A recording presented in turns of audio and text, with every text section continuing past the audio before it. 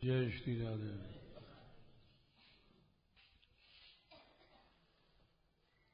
क्लेशग्नि शुभदा मोक्ष लभता कृत दुर्लभा सांद्रानंद विशेषात्मा कृष्णाकर्षणी च सा। श्री कृष्ण भक्ति समस्त क्लेशों का नाश कर देती है। क्लेश तीन होते हैं, पाप, पाप का मूल वासना, वासना का मूल अविद्या। पाप भी तीन प्रकार के होते हैं, क्रियमाण, वर्तमान का जो भोगने के मिला है वो प्रारब्ध, और जो जमा है वो संचित। ये सब नष्ट हो जाते हैं। उसके बाद शुभों की प्राप्ति शुरू हो जाती है, उसके पहले नहीं होती है। हम लोग क्लेशों के नाश के बिना सोचते हैं शुभ आ जाएं, यह असंभव है। शुभ चार होते हैं। पहला, जगत प्रीणन, संसार के जीव तृप्ति लाभ करते हैं, आकर के भगवद रस प्राप्त करते हैं। दूसरा शुभ है अनुराग, वे लोग अनुराग प्रेम करते हैं। तीसरा है त्रिविध सुखों की प्राप्ति, भक्ति के प्रभाव से ब्रह्म सुख अपने आप प्राप्त होता। ऐश्वर्य भी स्वतः आता है, चाहने से नहीं आता, प्रयत्न से नहीं आता, वो स्वतः आता है। तीसरा वैषयिक सुख है। ये सब भक्ति के प्रभाव से आते हैं। तीसरा शुभ है, चौथा शुभ है सर्वगुण प्राप्ति, संयम सदाचार आदि स्वतः आते हैं, भक्त के दरवाजा खटखटाते हैं। मोक्ष भी तुच्छ हो जाता है। ये भक्ति दुर्लभ है। पांचवा गुण है भक्ति का, ब्रह्मानंद से अधिक आनंद देती है। छठवां है कृष्ण वशी हो जाते हैं। भक्ति के प्रसंग में आजकल चल रहा है प्रियादास जी का जो कवित्व है, भक्ति देवी के श्रृंगार अपने हृदय में करो, भक्ति की आराधना करो तो स्वतः भगवान बिना बुलाए आएंगे। और यस्यास्ति भक्तिर, जिसके हृदय में भक्ति है उसके हृदय में यस्यास्ति भक्तिर भगवत या कंचना, उसके हृदय में हरिरपि निजलोकम सर्वथा तो विहाय परवशति हृदय तेषाम भक्ति सूत्रोपनद्धा। भगवान अपना नित्य धाम छोड़ करके उसके हृदय में आते हैं। कैसे आते हैं? हृदय में आके बंध जाते हैं बंधन में, फिर कभी निकल नहीं पाते। भक्ति सूत्रोपनद्धा, भक्ति की ऐसी महिमा है। उस भक्ति का श्रृंगार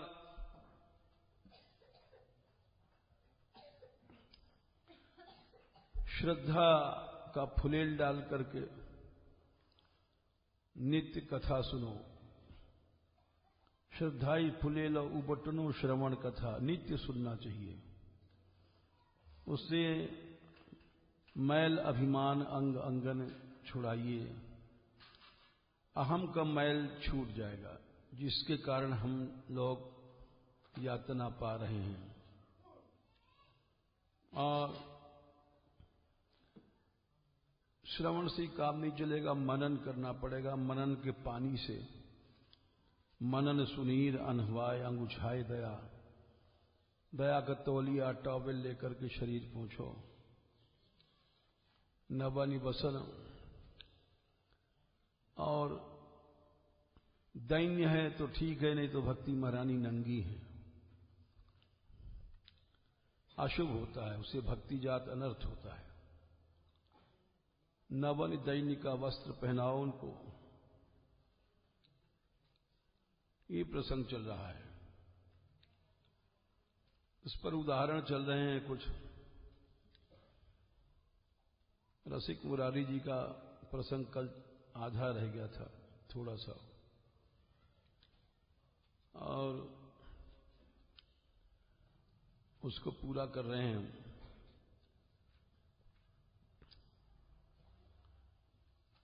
गुरु जी को दंडोत्सव करना पड़ा।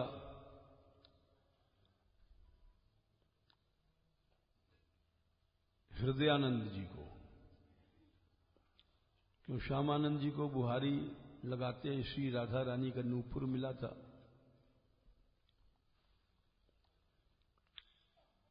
जिसको श्री राधा रानी ने अपने हाथ से उनके मस्तक पर लगा दिया था, वो बेंदी तिलक के रूप में गुरु जी ने कहा इस संप्रदाय कि तुमने परंपरा तोड़ दी, हमारे यहां बेंदी लगती नहीं है। और इसलिए उन्होंने बहुत उसको प्रयत्न किया, खुर्चा उर्जा। श्री जी ने सुबल को भेजा कि इनसे कह दो कि इनका शिष्य मनमुखी नहीं है गुरु जी से। इसलिए उन्होंने अपराध माना कि राधा रानी का अपराध हुआ है हमसे, और दंडोत्सव मनाने लगे।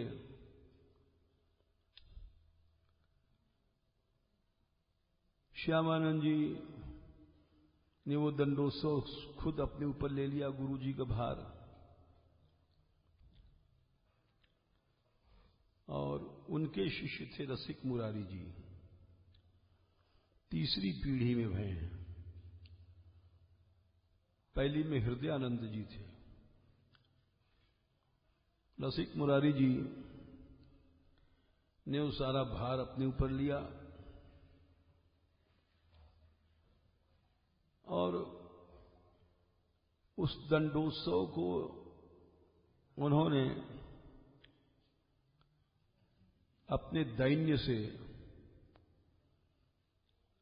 इतना बढ़ा दिया, भक्ति संबलित कर दिया कि वो एक भक्तमाल में उदाहरण बन गया।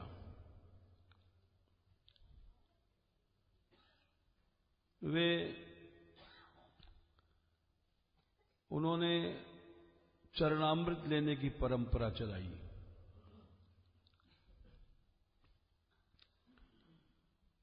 उस उत्सव में तो वो लेते ही थे। इन्होंने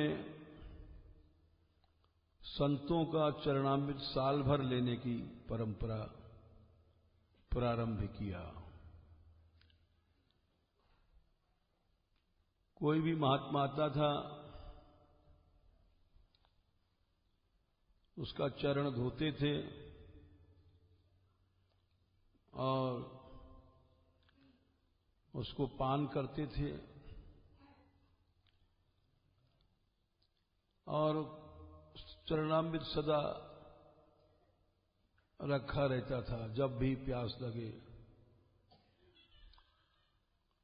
दिन रात साधु पुरुषों का, भक्तों का चरणामृत लेते थे। ये एक दैन्य की अनिष्ठा की एक ऐसी रीति उन्होंने किया जो इतिहास बन गया, और इससे उनको अनेक सिद्धियां भी मिली, भक्ति की सिद्धियां।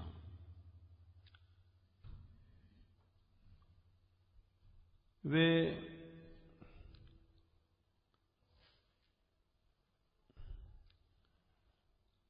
उत्सवों के दिन में अनेक साधु आए, संत आए, और नियम था कि कोई भी आया है तो पहले चरणामृत लिया जाता था।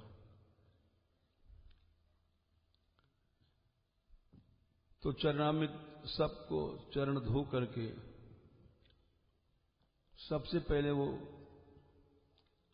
रसिक मुरारी जी के पास चरणामृत का वो कठौता जाता था और वो उसको पीते थे। तब सब कार्य पंगत वगैरह शुरू होती थी। उनका ये नियम बड़ा दृढ़, कठोर निष्ठा के साथ था और उसका उनके आश्रम में पालन किया जाता था, क्योंकि उनकी आज्ञा थी कि जब तक चरणामृत हमको न मिल जाए तब तक कोई भी कार्य न किया जाए।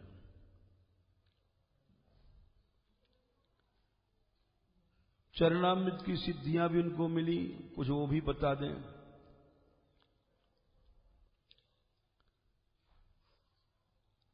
वो जिसको चरणामृत दे देते थे, रोगी हो तो रोग ठीक हो जाता था, कोढ़ी हो तो कोढ़ ठीक हो जाता था, यहां तक कि सर्प, काले सर्प से मरे लोग भी चरणामृत डाल दिया, जी गया। ऐसी अलौकिक शक्ति उनमें आ गई भावना के कारण से। श्री चैतन्य महाप्रभु से एक बार किसी ने पूछा कि भवसागर पार जाने के लिए सबसे सुंदर नुस्खा क्या है? तो उन्होंने कहा कि 3 चीजें ही हैं। जैसे नुस्खा कोई दवाई को बनाया जाए तो 1-2 चीजें डालनी पड़ती, तुलसी डाल दो, काली मिर्च डाल दो, काढ़ा बना लो, जुकाम चला जाएगा। तो उन्होंने कहा 3 चीजें हैं। एक तो भक्त यानी संत का चरणामृत लिया जाए, दूसरा उसकी चरण धूलि लिया जाए, तीसरा उसका उच्छिष्ट मन जूठन खाया जाए। ये 3 चीजें जो निरंतर सेवन करता है वो बिना परिश्रम के भवसागर पार हो जाता है।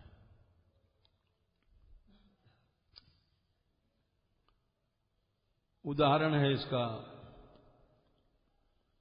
नारद जी का चरित्र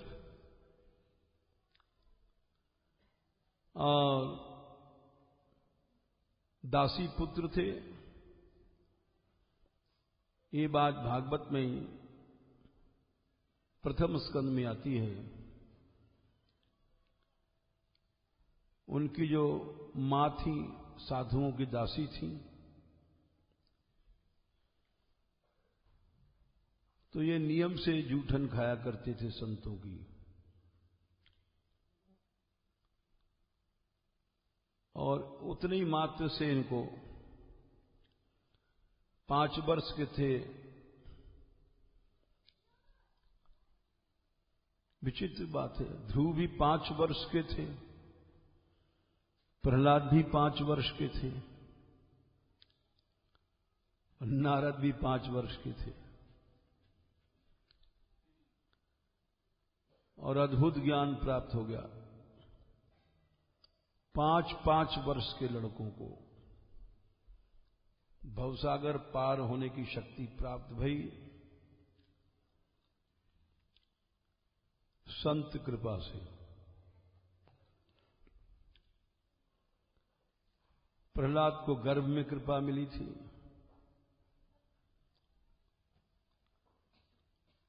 इसी तरह से ध्रुव 5 साल के निकाल दिए गए थे, वन में चले गए। इसी तरह से नारद जी 5 वर्ष के थे, उसी समय उनकी मां मर गई, काले सर्प ने काट लिया और उसको उन्होंने कृपा माना। आश्चर्य की बात है, वहां लिखा है उसको शम मन्यमानः। एक 5 वर्ष के लड़का को इतना ज्ञान हो जाना कितना असंभव है कि जिसकी मां मर गई वो कृपा मान रहा है। इतना तो यहां जन्म भर साधन करने पर भी कुछ नहीं होता है। वहां लिखा ये उच्छिष्ट संतों की उच्छिष्ट पाने से हुआ था, जूठन। फिर वो घोर गहन वनों में चलते चले गए। नारद नाम का लड़का 5 साल का, और वहां बड़ा अद्भुत साहस, ऐसे विजन में पहुंचे जहां कोई भी नहीं पहुंच सकता। वहां ध्यान लगा के बैठ गए। ध्यान में भगवान ने थोड़ा सा अनुभव कराया और वो अनुभव फिर चला गया हृदय से। रोने लग गए तो आकाशवाणी भई कि समय पर तुमको सब प्राप्त हो जाएगा। ये तो मैंने एक झांकी दिखाई। तो ये सब निष्ठा और भक्ति दैनिकी पराकाष्ठा से ये सब सिद्धियां आती हैं भक्ति मार्ग में। इसीलिए दैन्य को भक्ति का वस्त्र कहा गया है, साड़ी। तो चरणामृत रसिक मुरारी जी थे, उनकी निष्ठा थी। मर के एक लड़का मर चुका था, सर्प से चरणामृत डाल दिया जी गया। ये कोई असंभव बात नहीं है। ऐसे संत हमने देखे हैं बचपन में। प्रयाग के उस पार जंगल था झूसी, अब तो बड़े बड़े जंगल कट गए। वहां हमारी माता जी का गुरुद्वारा था। हम छोटे से थे, जाते थे। वहां एक संत रहते थे प्रकाशानंद जी। वो 3 बजे से बैठ जाते थे भजन में, संध्या के 4-5 बजे उठते थे। उठे और फिर अपना शौच गए और लोटा लेकर के त्रिवेणी स्नान करने के लिए जाते थे। लगभग 2 कोस दूर गंगा के मैदान में होते हुए। कोई सत्संग करना है तो रास्ते में चलते जाओ, वो बैठते नहीं थे। उनका नियम था वहां त्रिवेणी स्नान करके फिर वहां से बड़े हनुमान जी और बड़े गणेश जी, मोटे गणेश जी होते लौटते थे 5 कोस। वो 2-3 घंटा में ब्रह्मचारी थे, बड़े तेजस्वी थे। और 15 घंटे का आसन लगा के जो बैठेगा वो साधारण आदमी तो नहीं होगा। एक रस भजन किया था उन्होंने। हम बहुत छोटे थे और अब बोलते थे तो यहां से सुन लो वहां आवाज चली जाएगी। बस वो वहां से स्नान करके आए और थोड़ा सा पा लिया और फिर अपना शयन में चले गए। फिर 2 बजे रात उठ करके और फिर यही उनका दिनचर्या थी। तो उन्होंने देखा जिसको फूल दे दिया अपना पूजा का, वो मरता भी जी जाता था। बिरला गया था, उनकी आंख में मोतिया हो गया था। बोले मोतिया का ऑपरेशन करा लीजिए महाराज। बोले हम औषधि लेंगे। अरे वो प्रभु ही तो मोतिया भेज रहा है। बोले महाराज अंधे हो जाएंगे। बोले ये तो और अच्छी बात सुनाई। संसार को क्या देखना, ये आंखें संसार को देखने के लिए थोड़ी बनाई हैं। बहुत प्रार्थना किया, उस समय हम वहीं थे। नहीं, ऑपरेशन नहीं कराएंगे। वो जो कुछ कर रहा है ठीक कर रहा है, उसको हमको देखना है। अंधे हो गए, कोई दुख नहीं, कुछ नहीं। उसी तरह से बस इतना ही फर्क था, त्रिवेणी जाते थे कंधे पर हाथ रख करके किसी के, तो दिखाई नहीं पड़ रहा है। ऐसे भक्त हमने आंखों से देखे।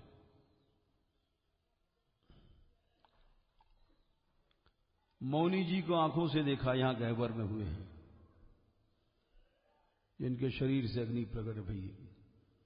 न कहीं लेना, न खाना, न पीना, पत्ता ही ओटा रहे, पी रहे हैं। ऐसा नहीं है कि संत नहीं है संसार में। तो ये जो कथाएं हैं सत्य हैं। हमको आस्था और निष्ठा की कमी है। तो चरणामृत में उसके बिना कुछ नहीं करते थे। एक दिन की बात है, दंडोत्सव में सैकड़ों संत आए थे, भक्त संत सब। जो उनका शिष्य था चरणामृत लेने के लिए गया था, वो सबके चरण धो रहा था। एक संत थे, उनका गलित कुष्ठ होता है, ऐसा कोढ़ जो गलने लग जाता है शरीर। तो पांव में गलन थी, गलित कुष्ठ उसको कहते हैं। वो 8 प्रकार के कोढ़ों में सबसे आखिरी अवस्था होती है। कोढ़ कई प्रकार का होता है। पहले तो सफेद रंग होता है, फिर बढ़ता बढ़ता बढ़ता आखिर में वो गलित कुष्ठ में हो जाता है, तो शरीर गलने लग जाता है।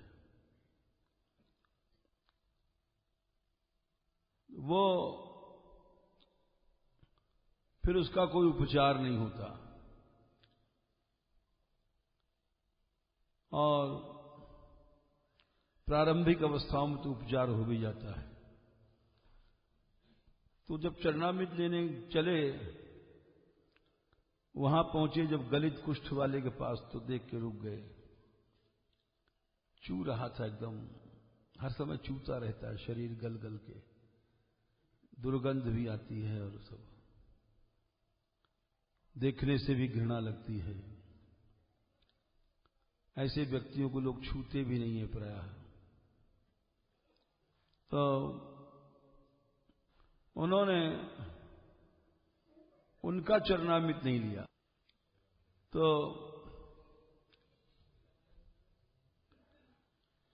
उन्होंने गलित कुष्ठ वाले का चरणामृत नहीं लिया, वो छोड़ दिया। उन्होंने सोचा एक साधु रह जाए, क्या बुरा है। सैकड़ों साधु हैं, सबका चरणामृत ले लिया, एक रह जाए तो कोई बात नहीं। तो सब जब लेके पहुंचे और रसिक मुरारी जी को दिया गया, तो उन्होंने जब मुंह में डाला तो वो तो चरणामृत से ही सिद्ध हो चुके थे। बोले स्वाद नहीं आया आज चरणामृत में।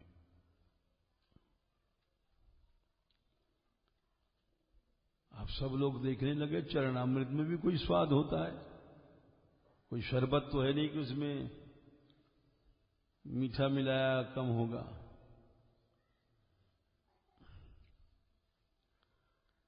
तो उन्होंने कहा अपने शिष्य से कि आज क्या कारण है चरणामृत में स्वाद नहीं आया है? तुमने कुछ व्यतिक्रम किया क्या? तो शिष्य भयभीत हो गया, डर गया, क्योंकि बात तो सही थी। उसने कहा हां गुरुदेव, मैंने एक संत का चरण धोना छोड़ दिया। बोले क्यों? उनको गलित कुष्ठ। अच्छा, तो तुमने क्यों छोड़ दिया? बोले एक साधु के चरणामृत में छूट गया तो कोई बात नहीं, गलित कुष्ठ था महाराज। अरे तुम अभी संतों के शरीर को तुम प्राकृत समझते हो, इसीलिए तुमने ऐसा किया। यही बात चैतन्य महाप्रभु जी ने भी कही थी। अब हम जैसे आदमियों को कुछ नहीं होता है इद्दी सिद्धि, क्यों हमारा भाव प्राकृत है। भक्तों का शरीर हम जैसे लोग प्राकृत समझते हैं। सनातन जी यहां से जब गए थे उनसे मिलने, महाप्रभु के दर्शन करने, तो रास्ते में पानी जंगलों का पीते, खराब पानी, तो उनको एक ऐसी खाज हो गई थी कि उसकी दुर्गंध जाती थी दूर तक। वो जब वहां पहुंचे नीलाचल यानी जगन्नाथपुरी में, तो हरिदास ठाकुर दीनता की मूर्ति थे, वो सबसे अलग रहते थे कि हमारा भक्तों के बीच में रहने का अधिकार ही नहीं है। अरे ये लोग तो मंदिर में भी नहीं जाते थे दर्शन करने कि हमारा नीच शरीर है, मंदिर में कैसे घुसेगा? हमारा शरीर कहीं छू गया, अरे दीनता की कोई सीमा नहीं है।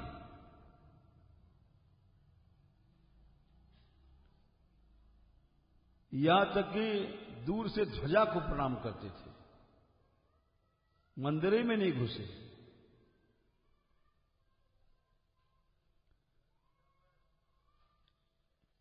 इसकी कोई जैसे आकाश है, आकाश कितना ऊंचा है,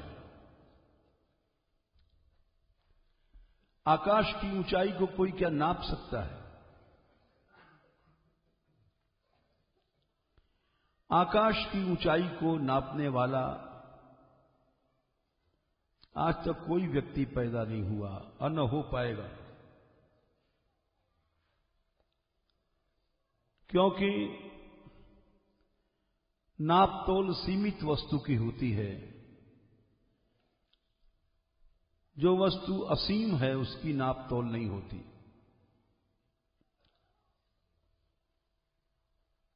इसलिए ऊंचाई कोई भी हो, दैन्य की भी कोई सीमा नहीं है, उच्चता की कोई सीमा नहीं होती है। खाली प्रणाम कर लिया हमने, भक्तों को चरणामृत ले लिया, हम सोचने लग गए हम बड़े भक्त बन गए, बड़े दीन हैं। ऐसा सोचना ही गलत है। तो चैतन्य महाप्रभु जी स्वयं जाते थे हरदास ठाकुर के पास, अलग जहां वो रहते थे, वहीं पर सनातन जी भी रुके हुए थे। कभी मंदिर में ही नहीं घुसे, अपने को इतना नीच समझते थे। सभी संप्रदाय हुए, गोविंद सखा हुए हैं वल्लभ कुल में, वो कभी जमुनाई जी नहीं नहाए।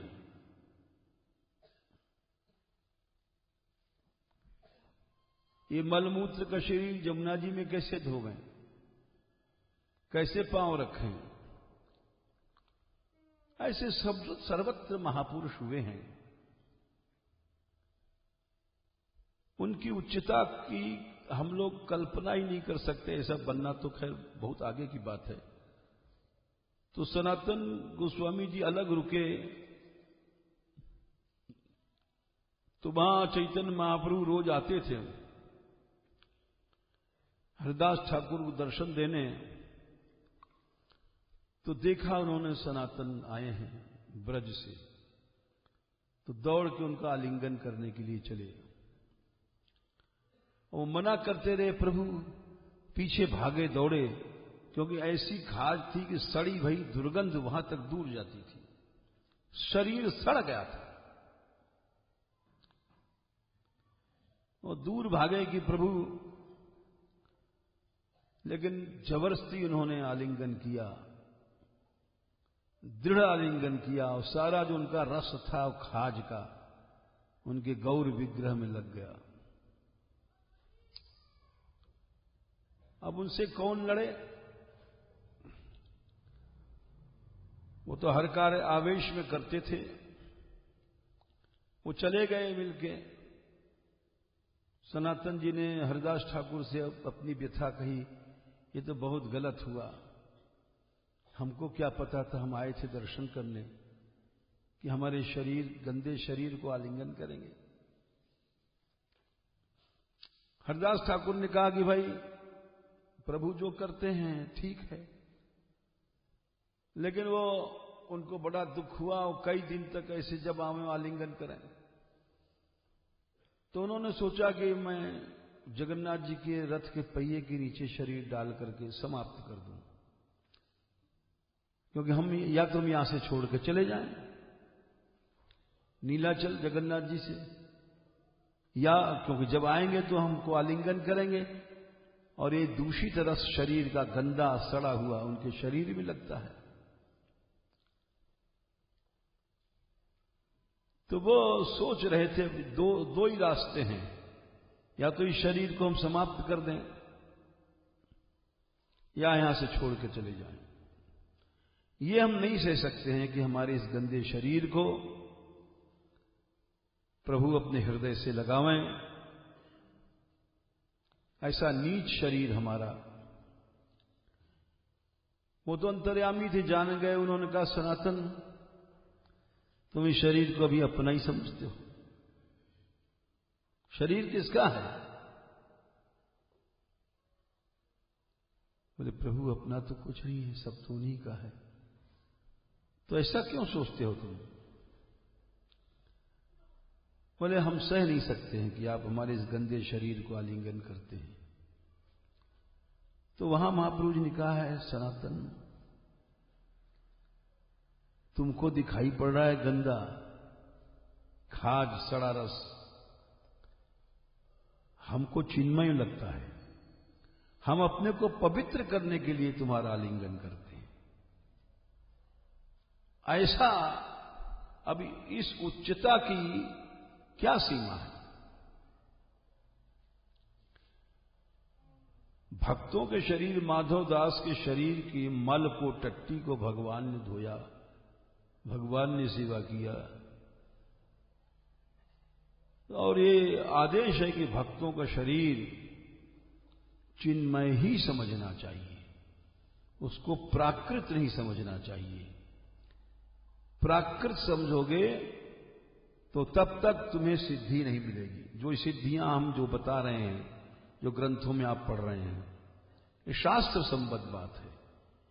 यदैव सच्चिद रस रूप बुद्धि वृंदावन स्थिर जंगमेशु सच्ची बुद्धि हमारी होनी चाहिए स्थिर जंगम वृंदावन में, उपासना सिद्ध हो जाएगी ब्रज की।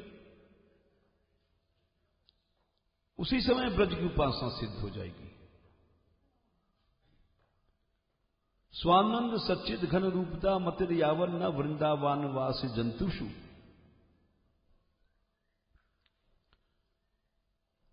तो ये जो सिद्धियां हैं भक्ति की, वैसी सिद्धि नहीं, जादूगरी वाली नहीं। सिद्धि के लोग बहुत से अर्थ लगा लेते हैं, चमत्कार, जादूगरी, ये सब नहीं। भक्ति की सिद्धि जो है, सिद्धि जीव गोस्वामी जी ने लिखा है, सिद्धि चात्र इष्ट स्फूर्ति, इष्ट की स्फूर्ति हो जाना सिद्धि। और सिद्धि माने ये नहीं कि पैसा आ गया, धेला आ गया और चमत्कार दिखा दिया, ये कर दिया, वो कर दिया, नहीं।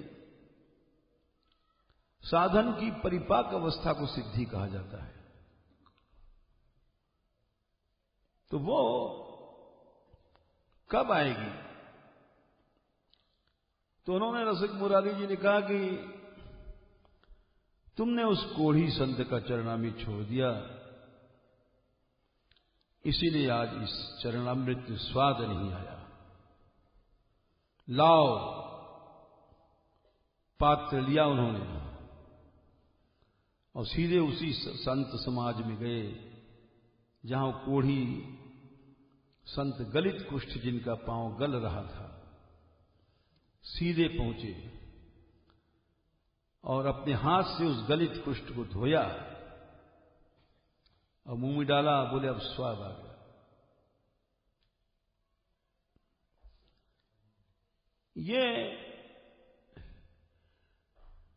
ये स्थिति हम जैसे लोग नहीं समझ सकते हैं। उनकी भावनाएं इतनी परिपक्व हो गई कि उनका प्राकृत भाव चला ही गया, इसलिए वहां पर बड़े बड़े चमत्कार। ऐसा एक और अभी कुछ दिन पहले एक चमत्कार हुआ था रामकृष्ण परमहंस के समय में। उनको कैंसर हो गया था, तो गले से निकलते थूकते तो बहुत वैसी भर जाता था वो जो पात्र मिट्टी का थूक का। तो वो विदेश से आए थे यात्रा करके, देखा वो पात्र अभी रखा हुआ है, फेंका नहीं गया। तो उनका अरे गुरु भाइयों से कहा कि तुमने इसको फेंका नहीं, अभी तुमने स्वच्छ नहीं किया। बोले तुम भी तो हो कृपा पात्र, तुम क्यों नहीं कर लेते हो? व्यंग वचन मारा। और वो तो उनके अंदर अहम तो था ही। बोले अरे ये तुम अपवित्र भाव रखते हो, गुरुदेव के थूक खखार में लाओ कह के उठाया और पी गए सब।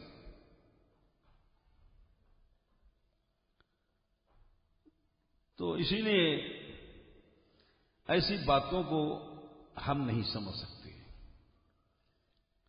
जो निष्ठा शून्य है वो नहीं समझ सकते।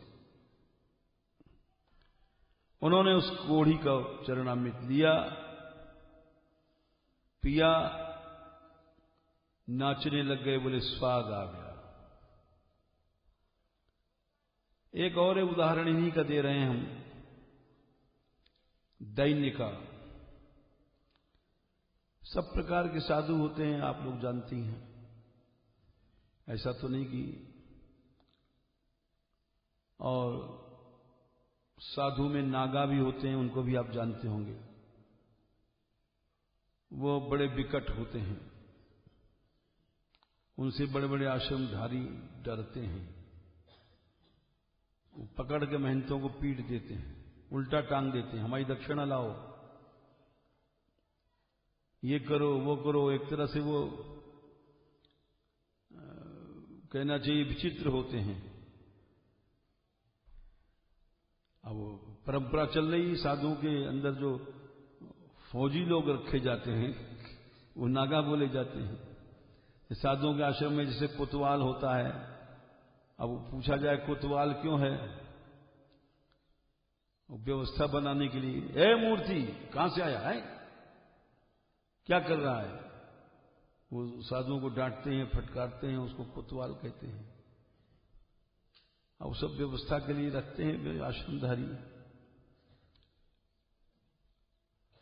तो इसलिए वो नागा कोई आ गया वहां पर, तो और लोगों को तो एक पारस मिलता है, एक पत्तल।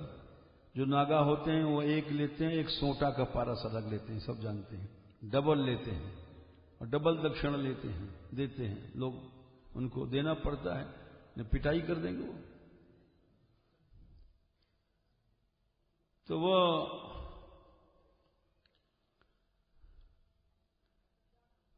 झगड़ रहे थे, हमारा सोटा का पारस लाओ। तो उन्होंने कहा महाराज आपका पारस तो दे दिया, ये सोटा वोटा क्या है होता है, अभी तो बहुत से संतों को बाकी ही पारस देना, पीछे ले लेना। वो नागा थे, बिगड़ गए, अब देता है कि नहीं अभी दे। और हल्ला गुल्ला सुनकर के रसिक मुरारी जी उधर दौड़े। जैसे पहुंचे तो उन्होंने कहा कि भाई क्या बात है महाराज। तो उन्होंने उठा के जूठी पत्तल, कुल्लड़ सपूरा सब उनके मुंह पे मारा, फट से गिरा जाकर के। वो खुशी में नाचने लग गए, बोले देखो संत कितने कृपालु होते हैं, बिना मांगे इन्होंने शीत प्रसादी दे दिया, हमको मांगना नहीं पड़ा, इनके जूठन अपने आप मिल गई हमको। ऐसे दयालु संत बहुत कम होते हैं। इनके बड़े चरित्र हैं। दैन्य के उदाहरण में यहां भक्तमाल में जो इनका नाम दिया गया, तो किसी कारण से दिया गया। जैसे राजा बलि के बारे में लिखा है कि राजा बलि जब उनका तीनों लोक में प्रभाव बढ़ा तो गुरु वशिष्ठ के और वो बृहस्पति के पास देवता गए। उन्होंने कहा महाराज ये तो बलि के इतना तेज बढ़ गया है कि लगता है कि हम तीनों लोग तो वहां बृहस्पति ने कहा कि अरे तुम्हारी क्या चलाई, इनका सामना तो भगवान भी नहीं कर सकते इस समय। ये गुरुओं की इसी कृपा प्राप्त किया है इसने, और जब गुरुओं से विमुख हो जाएगा तब श्रीहीन होगा। इसको कोई समय भगवान भी नहीं हरा सकते, भागवत में लिखा है। देवताओं से कहा जाओ प्रतीक्षा करो, जब गुरुओं का अपराध करेगा तभी इसका तीनों लोग जाएगा, उसके पहले भगवान भी नहीं इसको जीत सकते। आस्था निष्ठा एक ऐसी चीज होती है। तो बात सही थी, भगवान भीख मांगने गए और जब शुक्राचार्य ने रोक दिया कि ये तो विष्णु हैं, इनको मत देना, लेकिन उनका कि ऐसा कैसे हो सकता है गुरुदेव। सुलभा युद्ध विप्रर्षे, वही का श्लोक है, हनिवृत्तास्तनुत्यजः न तथा तीर्थ आयाते श्रद्धाय ये धनत्यजः। प्राण दे देना युद्ध में आसान है। सुलभा युद्ध विप्रर्षे हनिवृत्तास्तनुत्यजः, पीछे नहीं लौटते वीर लोग, पांव नहीं हटाते, प्राण दे देते हैं। लेकिन उससे कठिन है कोई सत्पात्र आ गया और श्रद्धा से संपूर्ण धन का त्याग कर दिया जाए, ये मृत्यु मरने से भी ज्यादा कठिन होता है, अपनी आसक्तियों को छोड़ देना। मैं तो दूंगा, गुरुदेव नाराज हो गए, जा तू श्रीहीन हो जा, शाप दे दिया शुक्राचार्य। बोले आप मैं श्रीहीन हो जाऊं, तीनों लोग चला जाए, कुछ भी चला जाए, लेकिन बलि पीछे नहीं हटेगा गुरुदेव। शाप दे दिया और तीनों लोग छीन लिया भगवान ने। और उनको पाश में बांध दिया। बिलबिलाने लग गए। ब्रह्मा जी ने कहा कि आपको तो कोई एक गिलास, एक लोटा पानी चढ़ा दे, अब ऋणी हो जाते हैं, इससे 3 लोक दिया आपको, ऐसा पाश में बांध रहे हैं। भगवान हंस गए। अरे बोले हम तो देख रहे थे और दिखा रहे थे। बोले क्या? इसने माया जीत लिया।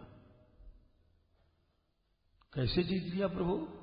बोले एष दानो दैत्यानाम अग्रणी ही कीर्तिवर्धन अजैषीद अजयाम मायाम सीदन्नपि न मुह्यति। भगवान के वचन हैं। इसने माया को जीत लिया। अजैषीद अजयाम मायाम, जिस माया को कोई नहीं जीत पाता है, इसने जीत लिया। क्यों? अनंत कष्ट पाकर के भी मोहित नहीं हो रहा है, प्रसन्न हो रहा है। राजा बलि बोले सबसे बड़ा जीवन में लाभ क्या है? जो गुरुजन लोग दंड देते हैं।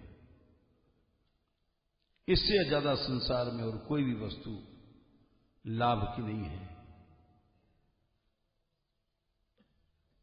उन्होंने वहां पर कहा है राजा बलि ने कि यम्न माता पिता भ्राता सुहृदष्टादशम ही, मां बाप वगैरह दंड नहीं दे सकते। और पुंसाम श्लाघ्यतमम मन्ये दंडम अर्हत्तमार्पितम, किसी बड़भागी को अर्हत्तम माने अगर महापुरुष ने दंड दे दिया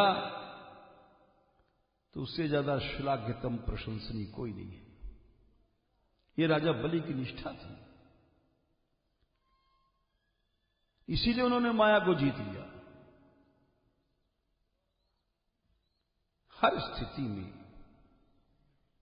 अनुग्रहम मन्यमाना, हृदय में क्षोभ नहीं, उदासी नहीं, खिन्नता नहीं। जिस स्थिति में प्रभु रख रहा है उस स्थिति को सहर्ष स्वीकार करके प्रसन्न रहना। भगवान ने कहा यो न हृष्यति न द्वेष्टि न शोचति न कांक्षति शुभाशुभ परित्यागी भक्ति मान्या समे प्रिय। वो मेरा भक्त है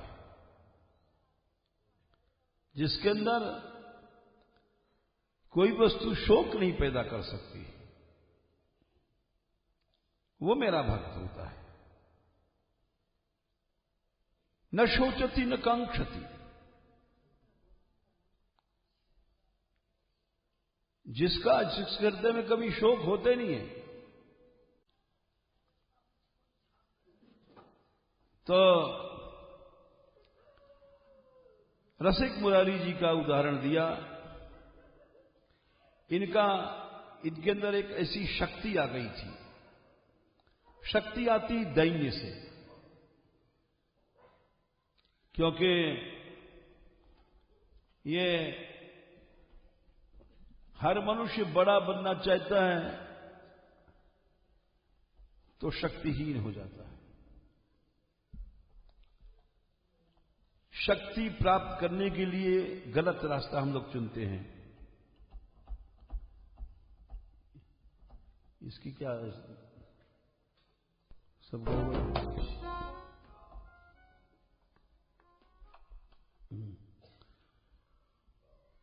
जितना नर की और नल नीर की गत समझे ने कोई, जे तो नीचे होत है ते तो ऊंचो होए। या जैसे सिर राखे सिर जात है,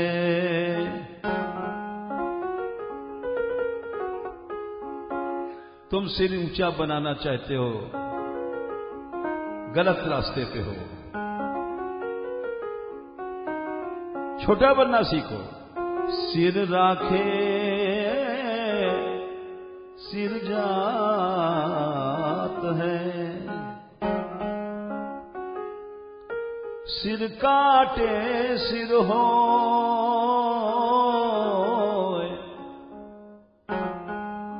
जैसे बाती दीप की कटे उजी तो होए। अब तो बिजली है, किसी जमाने में लालटेन या दीपक था तो उसका सिर काट दो, पत्ती का गुल झरा दो तो एकदम रोशनी आ जाती थी। उसी तरह से जीव के अंदर शक्ति कब आती है? जब वो छोटा बनता है हृदय से, जब दैन्य आता है। ये निश्चित बात है, शास्त्र सम्मत बात है। हम जैसे मूर्ख आदमी इसको समझते नहीं। भक्ति भी करने जाते हैं तो सबसे पहले हमको चरणामृत मिलना चाहिए, सबसे पहले हमको पुजारी नारायण मैं सत्य कहूं भुजा उठाए के आज, जो तू बने गरीब तो मिले गरीब निवाज।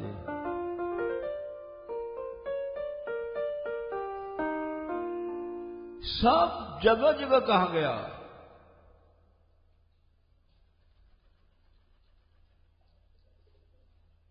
कुंती माता ने कहा है, नमो अकिंचन वित्ताय निवृत्त गुण वृत्तये, आत्मारामाय शांताय कैवल्याय नमो नमः। जब श्री कृष्ण गए हैं तो ये श्लोक कह करके उन्होंने भगवान की स्तुति किया है कि मैं उन कृष्ण को प्रणाम करती हूं जो अकिंचन वित्त हैं। अकिंचन बनोगे तो तुम्हारा धन कृष्ण तुमको मिल जाएगा। लेकिन हर आदमी अकिंचन नहीं बनना चाहता है। हम साधु बन करके भी चाहते हैं। बहुत बड़ा आश्रम, बहुत बड़ी सुविधाएं, ओठी कोठी कार फार, सब। अकिंचन बनना कोई नहीं चाहता। भगवान ने रुक्मिणी से कहा था कि हे देवी, मैं स्वयं निष्किंचन हूं और निष्किंचनों से प्यार करता हूं। भगवान कह रहे हैं मैं स्वयं निष्किंचन हूं। लो सर्वशक्तिमान कह रहा है। देवी निष्किंचन बनना ही अनंत शक्तियों का मूल है। निष्किंचना वयम शश्वन निष्किंचन जन प्रिया तस्मात् प्रायण न ह्यठ्या माम भजंती सुमध्य में। हे देवी, मैं स्वयं निष्किंचन हूं और निष्किंचनों से प्यार करता हूं। आज तक कोई भी आढ्य संपन्न व्यक्ति मेरा प्रेमी नहीं बना और न बन पाएगा।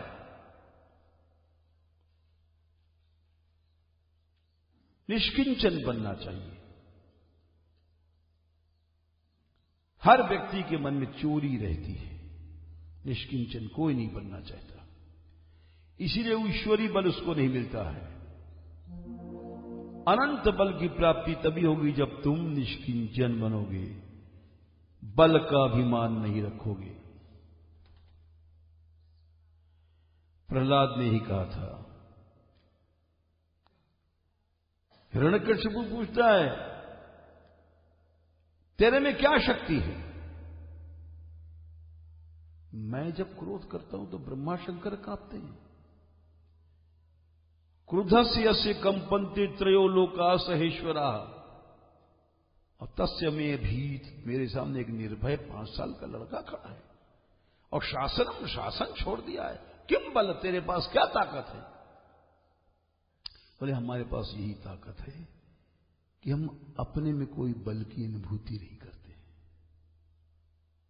निष्किंचन है। न केवलम में भवतश्च राजन सवई बलम बलिनाम चा परेशान। जीव की सबसे बड़ी गलती यही है। इसलिए भगवान से दूर रहता है, कभी भगवान के पास नहीं पहुंच पाएगा जब तक निष्किंचन नहीं बनेगा, ईश्वरीय बल नहीं मिलेगा उसको।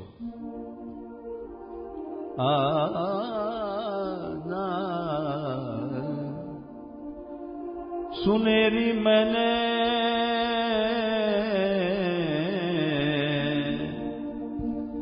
निर्बल के बलराम, सुनेरी मैंने निर्बल के बलराम।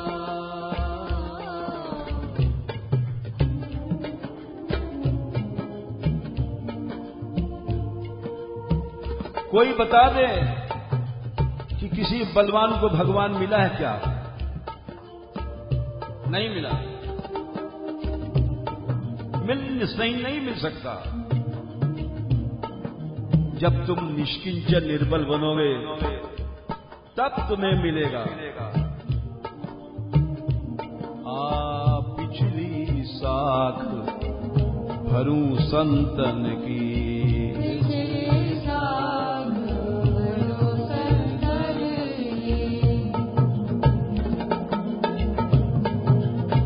अड़े समारे काम, अड़े समारे काम, जा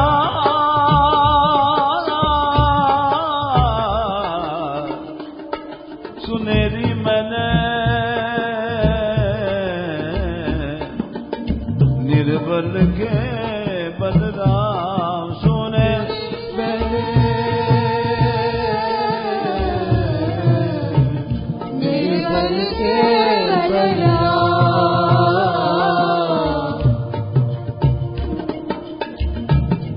जब तक तुम बलवान बनना चाहोगे, बल की अनुभूति करोगे, बल की लिप्सा रखोगे, भगवान नहीं मिलेंगे, ईश्वर से दूर चले जाओगे। जब लगी कज बल बरत्यो अपनो, जब लगी कज बल बरत्यो अपनो,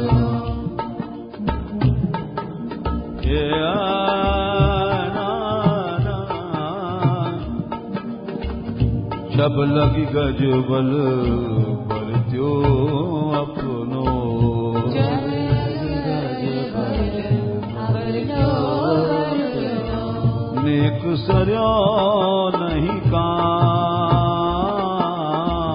नेक सरयो नहीं काम, नेक सरयो नहीं काम,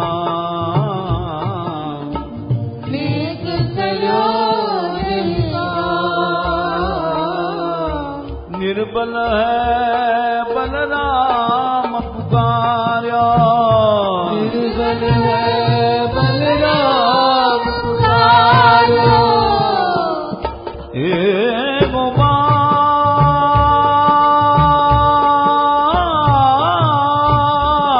गोपाल निर्बल है बलराम पुकार्या, निर्बल है बलराम पुकार्या, आए आधेना, आए आधेना, आए आधेना, आए आधेना, सुनेरी मैंने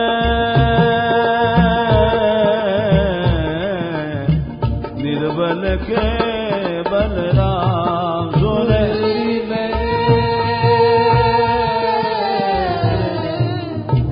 निर्बल के बलराम। दूसरा उदाहरण,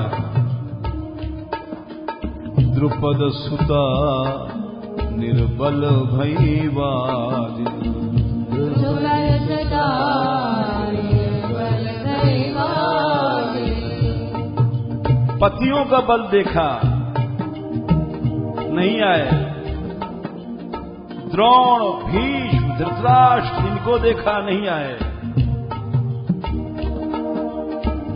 द्रुपद सुता निर्बल भई बादिन। द्रुपद सुता निर्बल भई बादिन। आए तजी निज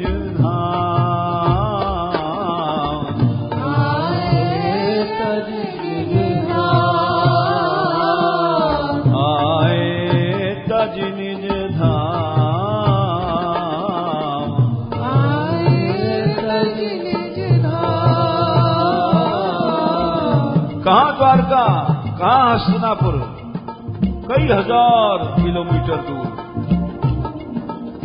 अपना धाम छोड़ दिया। दुशासन की भुजा थकित भई। दुशासन की भुजा थकित भई। गोविंदा रे गोविंदा,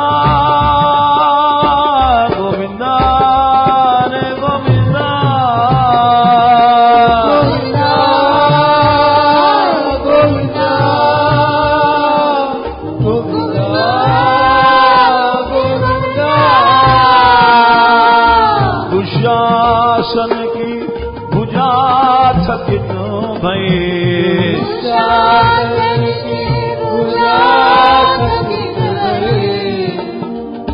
10,000 गज बल घट्यो, घट्यो न 10 गज चीर।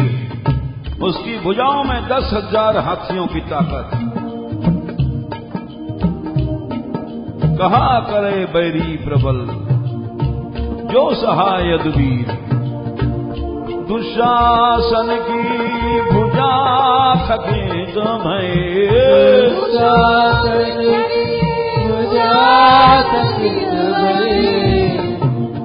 एक नारी के अधोअंग के वसन बन गए कृष्ण।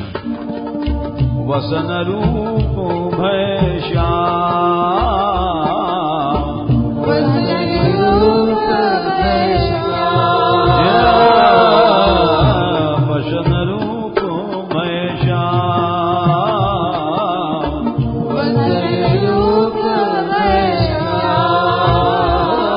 सुनेरी मैंने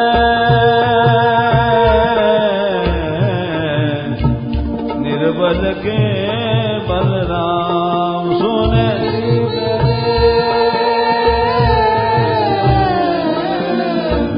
निर्बल के बलराम।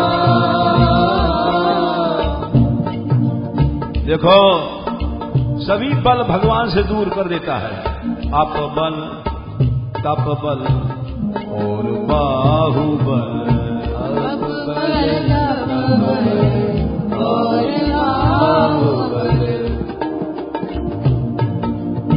चौथा बल है दान।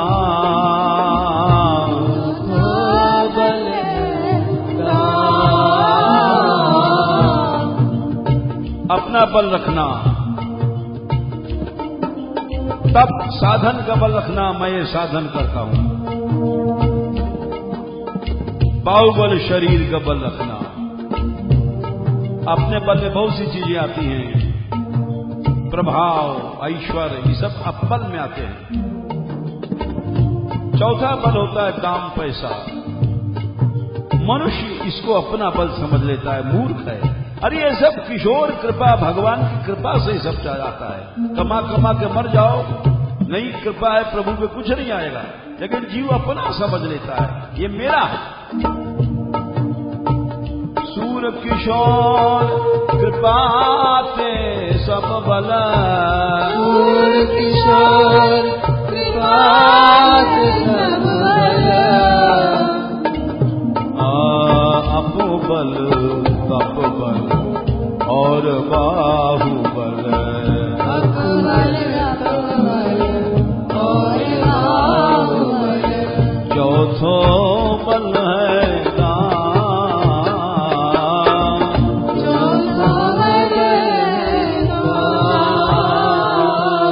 सूर किशोर कृपा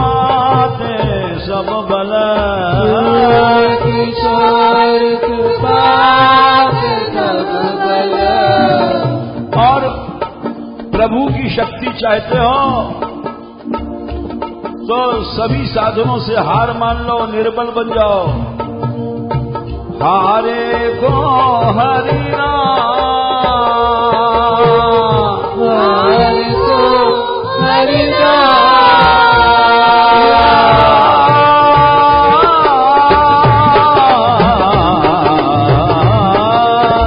याद रखो हार जाओगे, जब निर्बल बनोगे तब ईश्वरी बल मिलेगा। सूरत किशोर कृपा से सब बना, किशोर कृपा से सब बना, किशोर कृपा से सब बना, किशोर कृपा से सब बना। हारे को हरि नाम, हारे को हरि नाम,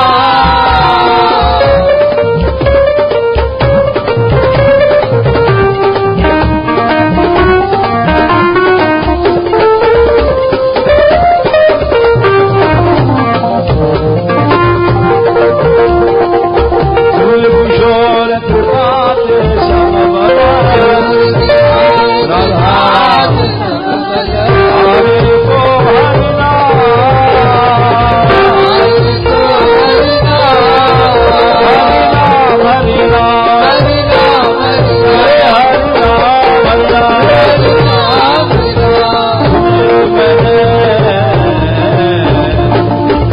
बल के बलराम,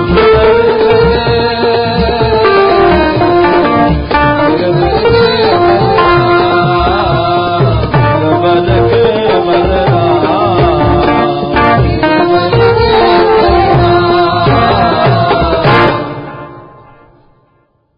इसलिए ये भक्ति महारानी के श्रृंगार में वस्त्र पहनाओ भक्ति महारानी को, नवनिबसन दैन्य की साड़ी पहना दो, भगवान रीझ करके तुम्हारे पास आ जाएंगे।